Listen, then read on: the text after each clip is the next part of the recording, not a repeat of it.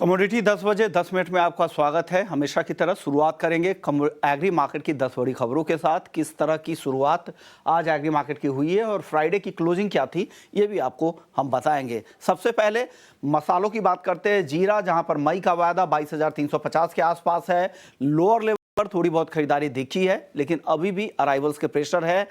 जो नए डिमांड है वो काफ़ी कमज़ोर है, उसका असर यहाँ पर दिख रहा है। जीरे के बाद अब बात करते हैं हल्दी की, जहां अच्छी खरीदारी दिखी है। पिछले हफ्ते शानदार तेजी दिखी, 18,650 के ऊपर जून का वायदा है। उत्पादन कम है, यील्ड कमज़ोर था और डिमांड को लेकर भी बेहतर आउटलुक है। धनिया 7,500 के आसपास जो रिकवरी की कोशिश थी वो गायब हो गई है, क्योंकि अराइवल्स का प्रेशर यहाँ पर भी दिख रहा है। गुआर सीड 5,500 के आसपास ऊपरी स्तरों पर दबाव यहां पर बना है। एक अच्छी तेजी के बाद हल्की मुनाफा वसूली कह सकते हैं। ग्वारगम 11,000 के नीचे आ चुका है।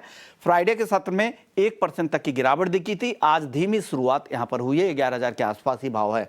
कैस्टर 5,800 के ऊपर, अच्छी तेजी वहां पर फ्राइडे के सत्र में दिखी थी। कैस्टर के बाद अब बात कर लेते हैं अगले कॉन्ट्रैक्ट की, वो है कपास, जहां पर 1575 के आसपास अप्रैल 2025 का कॉन्ट्रैक्ट ट्रेड कर रहा है। आइस कॉटन में बड़ी गिरावट के बाद अब रिकवरी आ रही है। 80 सेंट के आसपास अब आइस पर कॉटन चला गया है। कॉटन केक 25-50 के आसपास दायरे में कारोबार यहां पर हो रहा है। वहीं सनफ्लावर ऑयल एनसीडीएक्स पर 870 रुपए के बेहद करीब, यहां पर हल्की तेजी, हल्की नरमी यहां पर दिख रही है। आखिरी काउंटर मेंथा ऑयल, जहां पर गिरावट आज दिख रही है आधे % के आसपास, 900 रुपए के नीचे 890 रुपए तक फिसलकर एमसीएक्स मेंथा ऑयल आ चुका है। हमारे साथ दिनेश जी है, प्रो इंटेलीट्रेड सर्विसेज से दिनेश सोमानी जी।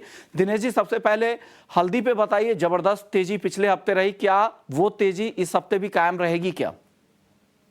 जी विश्वमन जी, जैसे मैंने पिछले भी बार कहा कि 12% तो स्ट्रेट उसमें रन आया है, उसके बाद में दोबारा एक 5% की तेजी आई, मतलब कुल मिला के 17% 3 दिनों में ये बड़ी, उसके बाद थोड़ी बहुत मुनाफा वसूली हमें देखने मिली। लेकिन अब हाल फिलहाल मुझे लगता है कि 18,200 का एक बढ़िया बेस बन चुका है हल्दी में। 18,200 के आसपास ये दोबारा एक बार खरीदारी का मौका मिलेगा, दोबारा हमें 19,050 के लेवल्स देखने मिल सकते हैं और संभव है इस हफ्ते में हमें ऑल टाइम न्यू हाई भी देखने मिल सकता है। अराइवल मैं बात करूं तो 3235 बोरी की अराइवल है निजामाबाद के आसपास, और मराठवाड़ा जहां पर अराइवल्स काफी पिक हो गई थी वहां पर डिमांड भी काफी अच्छी निकल कर आई है। एक्सपोर्ट डिमांड काफी अच्छी है, डोमेस्टिक पाउडर प्लांटों की भी डिमांड अच्छी है और सप्लाई में थोड़ी जरूर कमी है। तो मुझे लगता है हल्दी का समय अभी भी और बेहतर साबित हो सकता है। के लिए बेहतर दिख रही है। यहां से 18,200 का एक बेस है, उसके आसपास यहां पर आप एंट्री का मौका देख सकते हैं। ऊपर में 19,200 रुपए तक जाने की संभावना है। अब बताइए, धनिया और जीरे में, धनिया फिर से कमजोरी दिखा रहा है, 7,500 रुपए का भाव। क्या धनिया खरीदारी के लिए सही है? और जीरा कहां पर आप खरीदारी की सलाह देंगे? विश्वमोहन जी, अगर स्पॉट प्राइस देखा जाए धनिया का तो 7700 7,750 तो एनसीडीएस का रेट आ रहा है। उसके हिसाब से अगर 7500 का रेट में मई कॉन्ट्रैक्ट का देखूं तो मेरे हिसाब से तो ये सस्ता ही है, डिस्काउंट में चल रहा है। 7400 का बेस लाइन सपोर्ट ये बना चुका है। पूरे साल में बार बार ये जब भी 7400 रुपए आता है वहां से 7800 8,000 के लेवल जाने को मिलती है। तो मुझे लगता है आज भी ये 7480 7500 के आसपास खरीदारी का एक अवसर दे सकता है। दोबारा हमें 7840 8040 के लेवल्स अपसाइड देखने मिल सकते हैं। 73 50 60 का इसमें स्टॉप लॉस मेंटेन किया जा सकता है। ओके। और जीरे की अगर मैं बात करूं तो सप्लाई निरंतर आ रही है। 70,000 बोरी के अराइवल्स आज भी गुजरात में है, राजस्थान की अलग है। बताया जा रहा है कि चाइना की भी क्रॉप काफी बेहतर है, पिछले साल के मुकाबले काफी अच्छी है, सोइंग भी वहां पर अच्छी हुई। तो एक्सपोर्ट में भी आगे चल गए। जब जून जुलाई में वहां की क्रॉप निकल कर आएगी तब भी हमारे यहाँ से एक्सपोर्ट में थोड़ा बहुत धीमापन देखा जा सकता है। मुझे ओवरऑल लगता है जब ये 23,000 का बेस लाइन सपोर्ट जीरे ने ब्रेक किया, मुझे लगता है अब ये जब भी 23,000 के आसपास जाएगा यहाँ पर एक बार बिकवाली का ही रूप बनेगा। कि नहीं, 23,000 अब जो सपोर्ट पहले हुआ करता था वो अब रेजिस्टेंस बन चुका है, वहां से फिर से दबाव बन सकता है। जिस तरह के अराइवल्स के प्रेशर हैं, गुजरात हो या राजस्थान, और साथ ही इंटरनेशनल मार्केट में भी क्रॉप काफी बेहतर है।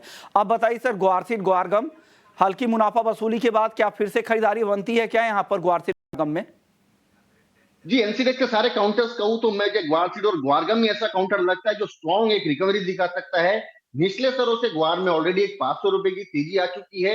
मुझे लगता है रैली का जो मोमेंटम एक थोड़ा सा पॉज ले रहा है कि सपोर्ट ले रहा है, या हम यूं कहेंगे थोड़ा बहुत कंसोलिडेट कर रहा है एक बड़ी तेजी के बाद में। मुझे आज भी लगता है कि मई का कॉन्ट्रैक्ट 5505 5510 की रेंज में ग्वारसीड खरीदारी की जा सकती है। 5580 5640 के लेवल हमें देखने मिल सकते हैं और 5460 का स्टॉप लॉस मेंटेन किया जा सकता है। साथ ही साथ में अगर गम की बात करूं तो मुझे लगता है कि 10,900 10,920 के आसपास ग्वारगम खरीदारी की जा सकती है, 11,380 के लेवल्स हमें देखने मिल सकते हैं और 10,700 का स्टॉप लॉस मेंटेन किया जा सकता है। तो 5585 से 5640 के टारगेट के लिए गुआर सीड खरीद सकते हैं।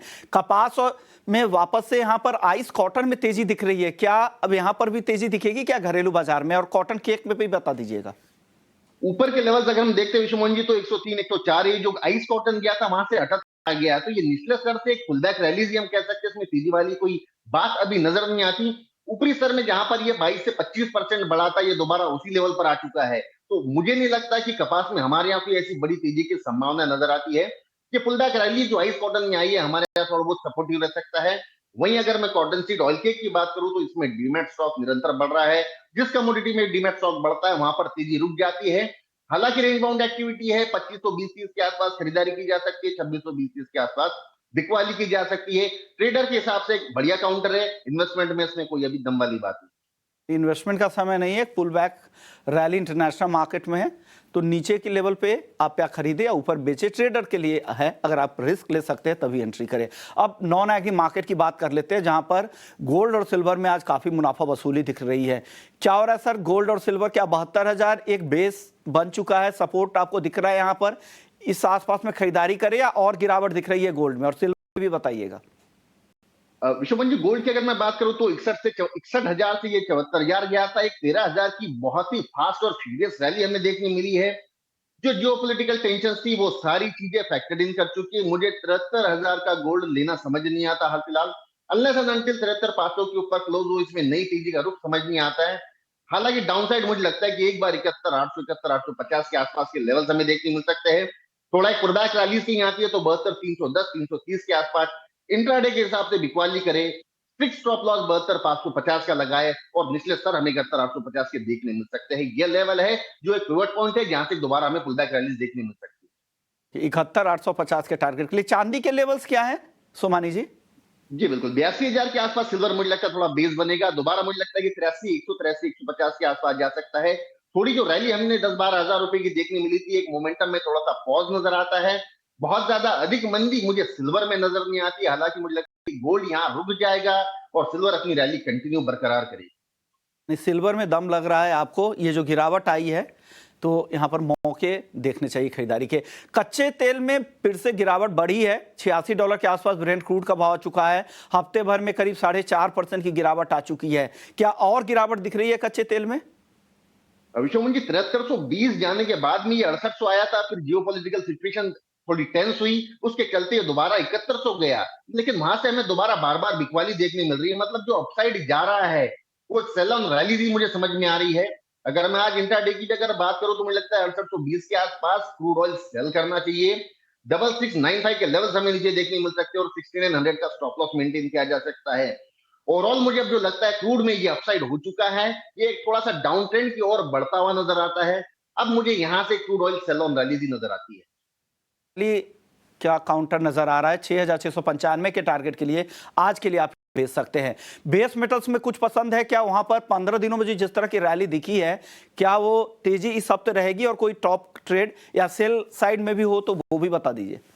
जी बिल्कुल, बेस मेटल्स मुझे लगता है कि फ्रेश रैली के लिए बिल्कुल निकल चुका है।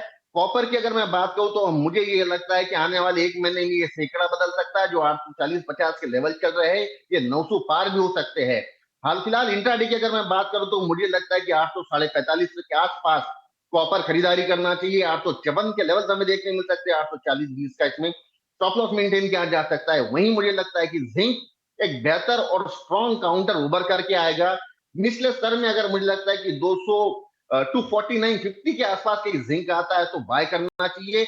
854, 858 के लेवल्स देखने मिल सकते हैं और मुझे लगता है कि 847 का इसमें इंट्राडे के हिसाब से स्टॉप लॉस मेंटेन किया जा सकता है। 847 एक टाइप हो रहा है इनकी तरफ से है, 247 का स्टॉप लॉस लगाइएगा जिंक में, और 254 रुपए ऊपर तक और 258 तक भी जा सकता है।